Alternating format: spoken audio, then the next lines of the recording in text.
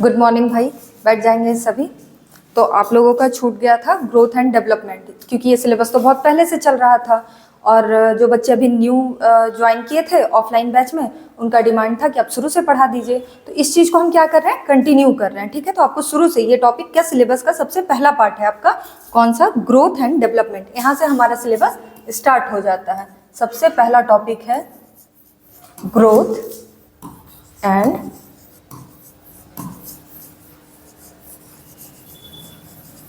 Growth है development. अब मेरी बात ध्यान से आप लोग सुनेंगे।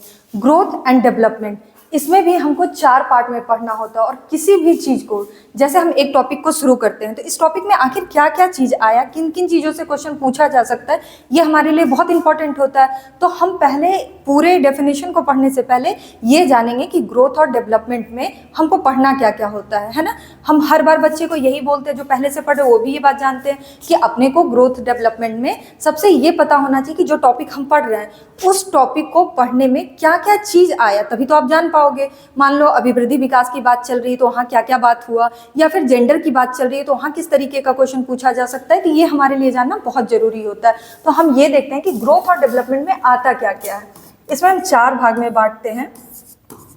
वो 4 भाग कौन कौन सा होता है ये देख लीजिए। पहला तो आपका ग्रोथ एंड डेवलपमेंट ही हो गया, growth and development. Now next आपका आता है domain of development, domain of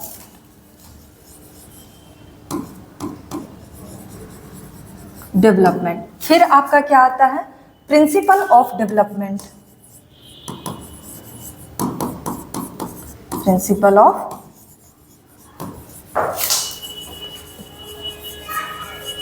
of development. सबसे लास्ट क्या आता है आपका, stage of development, stage of.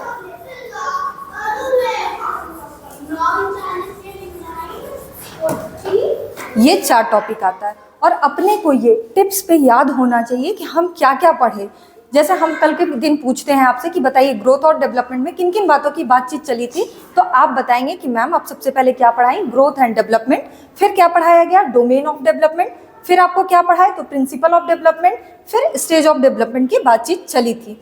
अब चलते हैं असाइनमेंट के थ्रू कि आखिर ग्रोथ और डेवलपमेंट हमको क्या कहता है और कैसे कैसे प्रोसेस आगे बढ़ता है। तो आप आ जाइए, ग्रोथ और डेवलपमेंट किसको कहते हैं, वृद्धि और विकास। 1 मिनट का टाइम देंगे।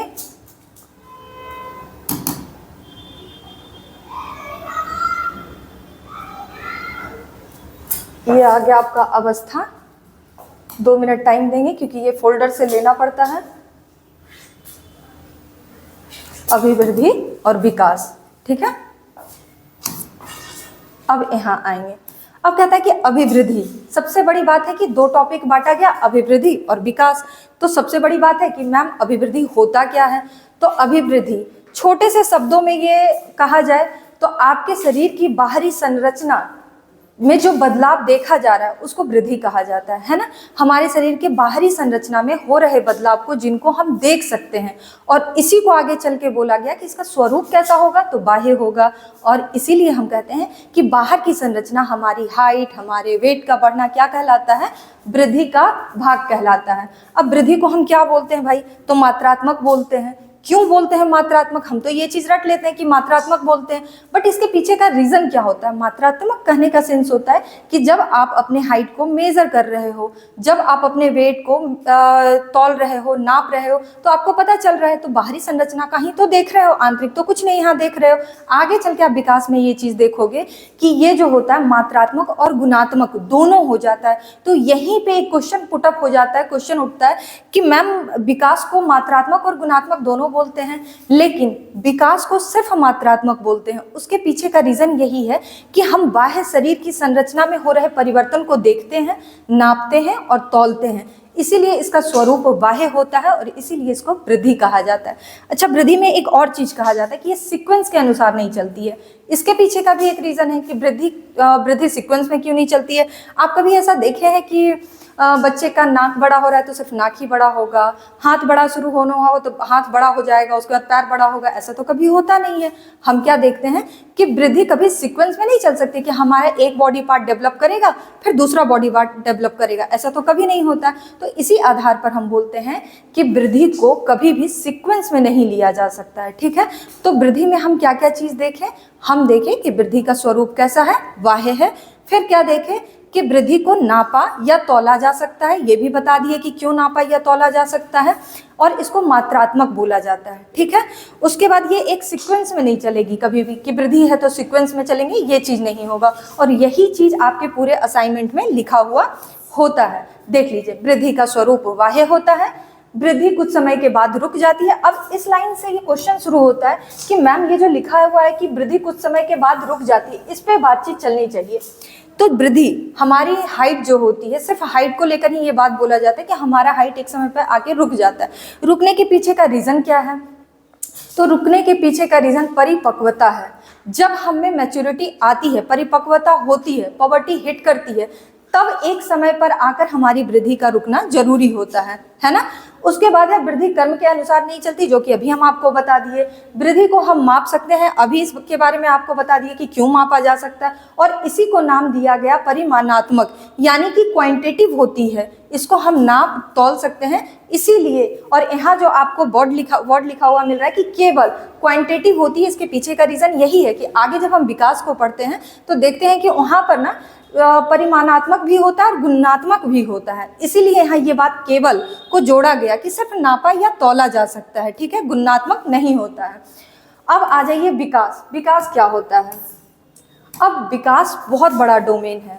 आप इसका बहुत अच्छा एग्जाम्पल है कि हम जब एक बड़े से जग को लेते हैं और उस छोटे से गिलास को जग के अंदर डालते हैं तो वो पूरी तरह से जग में समाहित हो जाता है ना। तो बात यही है कि विकास बहुत बड़ा डोमेन होता है, इसमें बहुत सारा डेवलपमेंट चल रहा होता है और इसीलिए इसको बहुआयामी कहा जाता है। आप अक्सर सुने होंगे, बीएड का एग्जाम देते होंगे या डीएलएड के एग्जाम दे रहे होंगे या दे चुके होंगे, पास आउट हुए होंगे, तो आपको पता चलता होगा कि विकास को बहुआयामी बोलते हैं, ये बहुत बार सुने होंगे। फिर बोला जाता है कि विकास जीवन भर चलने वाली प्रक्रिया है। तो इसके पीछे का लॉजिक क्या होता है ये हम आपको बताते हैं। कहता है कि विकास बहुआयामी होता है, मल्टी डायमेंशनल होता है। आपको पता है कि इसको मल्टी डायमेंशनल क्यों बोला जाता है? इसके पीछे का रीजन है कि यहाँ पे फिजिकल डेवलपमेंट के अलावा और भी बहुत सारा डेवलपमेंट हमारा हो रहा होता है, इसीलिए इसको क्या बोला जाता है? मल्टी डायमेंशनल बोला जाता है। यानी कि यहाँ पर आपका फिजिकल डेवलपमेंट भी चल रहा होता है, इमोशन डेवलपमेंट चल रहा होता है, सोशल डेवलपमेंट चल रहा होता है, और इतने सारे डेवलपमेंट एक साथ चलने के कारण इसको क्या बोला जाता है? मल्टी डायमेंशनल बोला जाता है। सेकेंड थिंग क्या आता है कि विकास जीवन भर चलने वाली प्रक्रिया है, यानी कि माँ के गर्भ से लेकर मृत्यु पर्यंत चलने वाली प्रक्रिया है। और अगर आपको क्वेश्चन में ये कहा जाए कि विकास जन्म से लेकर मृत्यु पर्यंत चलने वाली प्रक्रिया है, तो ये बात बिल्कुल गलत हो जाती है। क्यों गलत हो जाती है? इसके पीछे का रीजन ये होता है कि माँ के गर्भ से ही बच्चे में विकास होना शुरू हो जाता है ना, और जब तक मृत्यु नहीं होता तब तक ये विकास हमारा चलते रहता है। यही रीजन है कि हम बोलते हैं कि माँ के गर्भ से लेकर मृत्यु पर्यंत तक चलने वाली प्रक्रिया को विकास कहा जाता है ना।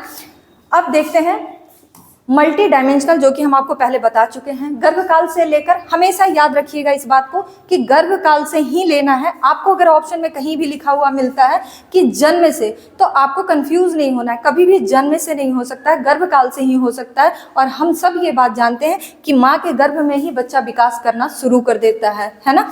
तो इसीलिए कहा जाता है कि गर्भकाल से लेकर मृत्यु पर्यंत चलने वाली प्रक्रिया मानी गई है।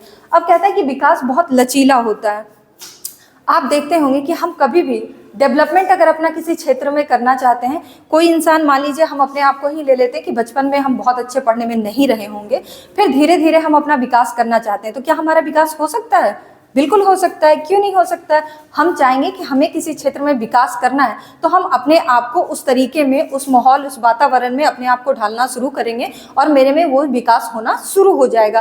तो ये क्या हो गया? लचीला हो गया। हम जिस तरीके से अपना विकास करना चाहते हैं उस तरीके से अपना विकास कर सकते हैं। इसीलिए इसको कहा जाता है कि विकास क्या होता है? लचीला होता है। और कहा जाता है कि अपेक्षाकृत आकस्मिक रूप से अच्छा सुधार प्रदर्शित कर सकता है। यानी कि मान लीजिए कि मेरा मैथ्स बचपन में बहुत अच्छा ना रहा हो या साइंस अच्छा ना रहा हो, अब हम चाहते हैं कि नहीं, हमको साइंस ही बहुत अच्छा सब्जेक्ट अपना करना है, इसी सब्जेक्ट पे हमको काम करना है, तो हम क्या करेंगे, हम साइंस के अच्छे टीचर से कंसल्ट करेंगे, बात करेंगे, वहाँ कोचिंग करेंगे, पढ़ेंगे, उस पर और अपने आप को बेहतर बनाने की कोशिश करेंगे, है ना। धीरे धीरे करते करते हो सकता है जिस सब्जेक्ट में हम सबसे ज़्यादा कमज़ोर थे वही सब्जेक्ट हमारा सबसे अच्छा हो जाएगा। तो इसीलिए बोलते हैं, लेकिन वो चाहत मेरे अंदर इंटरनल होना चाहिए, मेरी अपनी चाहत होनी चाहिए कि हम इस चीज़ को अच्छा करना चाहते हैं, तभी कर पाएंगे। ऐसे हम अपना विकास नहीं कर सकते। इसलिए कहा जाता है कि अपेक्षाकृत होता है। आप अगर चाह ही नहीं रहे कि आपका विकास हो तो कहाँ से हो जाएगा। आप चाहेंगे कि हम यहाँ आए, जैसे माधुरी दीक्षित देखिए अभी सो रही हैं, तो सोते सोते पढ़ाई हो जाए, तो ऐसा तो संभव हो नहीं सकता है, जाग जाइए, है ना। चलिए आगे बढ़ते हैं। विकास का स्वरूप आंतरिक तथा बाह्य दोनों होता है। अभी आपको बताए थे कि जब वृद्धि की बातचीत चले, जब आपको क्वेश्चन में पूछा जाए कि क्या वृद्धि का स्वरूप आंतरिक होता है या बाह्य होता है, तब क्या बताना है कि वृद्धि का स्वरूप बाह्य होता है। और अगर आपसे पूछा जाए कि बताइए विकास का जो स्वरूप होता है वो कैसा होता है, तब आपको कहना है कि विकास का स्वरूप आंतरिक और बाह्य दोनों होता है। अच्छा, ये बात इसलिए आता है कि जो अभी बात चल रही थी कि बहुत सारा डेवलपमेंट इस समय पे हो रहा होता है विकास में, तो हम इमोशन को क्या कभी नाप तोल सकते हैं? नहीं नाप तोल सकते हैं। हम तो ये नहीं कह सकते हैं कि अच्छा हम ज़्यादा रो लेते हैं तो मेरे यहाँ तो 2-4 किलो इमोशन है, और माधुरी दीक्षित कम रो रही है तो इनमें 50 ग्राम इमोशन है। ऐसा कोई कह सकता है क्या? नहीं कह सकता है। बस यही रीज़न है कि हम कहते हैं कि आंतरिक, यानी कि आंतरिक में क्या हो गया, इमोशन हो गया। उसके अंदर कितना इमोशन है ये आंसुओं पे डिपेंड नहीं करता है। आप देखते होंगे कि कोई इंसान बहुत दुख तकलीफ में भी अपने आप को संभाल लेता है, और कोई छोटी छोटी बातों में रोना धोना लगता है। तो ये दोनों चीज़ क्या हो गया, आंतरिक है, हम अपने को दिख नहीं रहा। यही चीज़ बच्चों में भी देखा जाता है कि जब बच्चा छोटा होता है तो माँ उसको छोटे बोतल में दूध देती है कि इतना ही वो डाइजेस्ट कर सकता है। ये पूरी वृद्धि विकास एक बच्चे पे ही डिपेंड है। तो उस अनुसार अगर आप देखते हैं तो उसका डाइजेशन सिस्टम कितना है वो माँ समझ रही है, और उस अनुकूल ही उसको मिल्क प्रोवाइड करवा रही है। ठीक है, बच्चे 6 महीने का होता है तो डॉक्टर उसको प्रोवाइड करवाता है कि नहीं अब दाल का पानी दीजिए, रोटी दीजिए, उसका पेट नहीं भर रहा है। तो वो ऐसा नहीं है कि पेट खोल के देख रहा है कि अच्छा अब पेट में भाई ज़्यादा खाना जाना चाहिए, बच्चा बहुत रो धो कर रहा है, ऐसा कुछ नहीं होता। हम देखते हैं कि इंटरनल उसकी नीड अब पूरी होनी चाहिए, तो हम क्या करते हैं, उसका खाने का क्वांटिटी बढ़ा देते हैं। यही होता है आंतरिक और बाह्य। तो हम पहले ही देख चुके हैं, हमारा हाइट, वेट, और आंतरिक में क्या आ गया कि हम कितना खा पी रहे हैं, हमारे अंदर इमोशन कितना है, हम समाज में रहने सहने का ढंग कितना जान रहे हैं, ये चीज़ आंतरिक में ही होता है। अब आ जाइए कि विकास का सीधे मापन नहीं किया जा सकता। अभी भी ये बात हम दोहरा चुके हैं कि सीधे मापन कैसे कर सकते हैं। इमोशन डेवलपमेंट हो रहा है, सोशल डेवलपमेंट हो रहा है, फिजिकल को तो हम फिर भी नाप तोल सकते हैं क्योंकि हम ग्रोथ में उस चीज़ को पढ़े हैं। बट आप ही बताइए कि इमोशन और सोशल को कहाँ से हम नाप तोल सकते हैं। इसीलिए इसका बोला गया है कि सीधा सीधी कोई मापन नहीं कर सकते हैं। ऐसा नहीं कहना है घर में जाके भाई कि हम बहुत रो रहे हैं तो मेरे में देखो 2 किलो इमोशन है, और वो कम रो रहा है, 50 ग्राम ही उसमें इमोशन है। ऐसा तो हम कभी नहीं करते और ना हम कभी सुने हैं। अब कहता है कि विकास वृद्धि के बिना भी संभव है। अब मान लीजिए कि किसी बच्चे में अगर वृद्धि नहीं हुआ, कोई बच्चा अगर 2 फुट का है, 3 फुट का है, कम है उसका ये हाइट, तो क्या वो अपना विकास नहीं कर सकता है? बिल्कुल कर सकता है। उसके लिए आपको जरूरी नहीं है कि आप 6 फुट के लंबे हों तभी आप विकास कर सकते हैं। देखते होंगे कि हट्ठा कट्ठा इंसान बहुत खूबसूरत हो, बहुत हट्ठा कट्ठा हो, उसमें भी नैतिकता कम होता है, समझदारी कम होता है। वो चाहेगा कि नहीं हम अपने पापा के पैसे पर ऐश करें, तो कोई रोक लेगा? उसकी चाहत है, वो अपना विकास करना ही नहीं चाह रहा है। लेकिन उससे कम कद का इंसान देखने में बदसूरत हो और वो चाह रहा हो कि नहीं हमको अपना विकास करना है, इस दुनिया में सर्वाइव करने के लिए विकास करना तो पड़ेगा ही, तो वो अपना विकास कर जाएगा। इसीलिए कहा गया है कि विकास वृद्धि के बिना भी संभव होता है। कहता है कि विकास ऐतिहासिक, परिवेशिक और सामाजिक सांस्कृतिक घटकों को प्रभावित हो सकता है। बिल्कुल हो सकता है। और ये जो प्रभावित करने वाली बात होती है वो सकारात्मक भी हो सकती है आपकी, और नकारात्मक भी हो सकती है। अब सकारात्मक और नकारात्मक की बात आती है तो आपको क्वेश्चन में पूछेगा कि ऐतिहासिक, परिवेशिक और सामाजिक सांस्कृतिक घटकों से प्रभावित होता है। तो आप जिस समाज में, आप जिस सोसाइटी में रहते हैं उसका प्रभाव आपके ऊपर पड़ता है। आप बहुत अच्छे हैं पढ़ने में, लेकिन आपके समाज में 4 बच्चा खेलने कूदने आता है और बोलता है पढ़ के कुछ नहीं होता है, चलो खेलते हैं, खेलने से ही हमारा अच्छा विकास हो सकता है, हम आगे बढ़ सकते हैं। तो आपको लगेगा कि अच्छा देखो ये तो पढ़ता नहीं है फिर भी इसका अच्छा मार्क्स आ जाता है, हम भी कल से नहीं पढ़ेंगे। उसका प्रभाव बहुत जल्दी पड़ता है, समाज का प्रभाव, है ना। तो समाज यहाँ जो बताया कि उसका प्रभाव प्रभावित करता है, तो वो सकारात्मक भी हो सकता है, नकारात्मक भी। मान लीजिए उनके आसपास के 2-4 बच्चे बहुत मेहनत करके पढ़ते होंगे तो, और वो बच्चा कम पढ़ता होगा, तो उसको क्या लगेगा कि नहीं, पढ़ने से सफलता हासिल होता है। अगर किसी ने एग्जाम्पल सेट किया होगा कि पढ़ के बहुत अच्छा रैंक हासिल किया, पढ़ाई करके अच्छे पोस्ट पे है, तो बच्चे में क्या आएगा, सकारात्मकता आएगा कि नहीं पढ़ाई करनी चाहिए। तो इसीलिए कहा गया है कि सांस्कृतिक, सामाजिक और परिवेशीय हर चीज का प्रभाव बच्चे पर पड़ता है। फिर आ जाइए, विकास अपेक्षाकृत व्यवस्थित और अनुक्रमित होता है। अभी इस पे बातचीत हो चुकी है कि विकास हमारा, हम अगर चाहेंगे कि हम किसी क्षेत्र में अपना विकास करें तो विकास करना संभव होता है। फिर है विकास की अवस्था सामान्य होती है लेकिन दर अलग होता है। सबको अपने असाइनमेंट में अंडरलाइन करेंगे इस बात को कि अवस्था, अब यहाँ बातचीत चलती है कि अवस्था सामान्य होती है और दर अलग अलग होता है। इसका क्या सेंस होता है, अवस्था सेम होने का बात होता है कि स्टेज का मतलब क्या हो गया आपको, कि मान लीजिए कि यहाँ का कोई बच्चा है जो 0 से 2 वर्ष, 2 से 6, 6 से 11, 11 से 18 वर्ष की आयु को तय करता है, इसी सीक्वेंस में तय करता है। तो क्या अमेरिका में अगर कोई बच्चा जन्म लिया होगा तो वो इस सीक्वेंस को फॉलो करेगा या नहीं करेगा, करेगा। यहाँ का भी बच्चा जन्म लेगा तो वो 0 से 2 वर्ष का होगा, और ऐसा है नहीं कि अमेरिका में जन्म लेगा और दौड़ना शुरू कर देगा कि हम अमेरिका के बच्चे हम तो दौड़ेंगे, ऐसा जिद नहीं कर सकता बच्चा भाई। तो क्या हो जाएगा कि ये स्टेज हर जगह सेम रखना है ना। 0 से 2 वर्ष का बच्चा होगा, 2 से 6, 6 से 11 और 11 से 18 साल का बच्चा हर जगह पे होगा।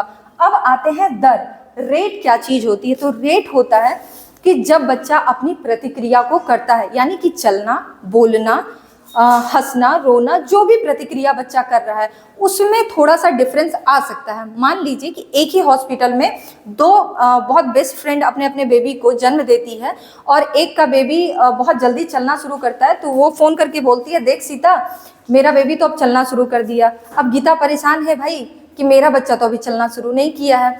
तो अपने को ये देखना है कि कुछ बच्चा हो सकता है कि 1-2 महीने, 3 महीने, 4 महीने तक लेट चलना शुरू करे। ज़्यादा टेंशन लेने को गीता को ज़रूरत नहीं है कि वो कैसे अपने बच्चे को कहीं कोई दिक्कत तो नहीं है, माँ होने के नाते थोड़ा टेंशन हो जाता है, तो आपको ये नहीं सोचना है। इसीलिए पढ़ाया जाता है कि अवस्था तो समान हो सकती है, आप दोनों ने जन्म तो बच्चे को उसी समय पर दिया, पर प्रतिक्रिया करने में उस बच्चे के प्रतिक्रिया और इस बच्चे के प्रतिक्रिया करने में थोड़ा सा अंतर होना लाजमी होता है। इसीलिए कहा गया है कि दर अलग हो सकता है बट स्टेज हमारा एक ही होता है। ठीक है, ये था अभिवृद्धि और विकास। एक टॉपिक हमने आपको बताया, अभिवृद्धि और विकास।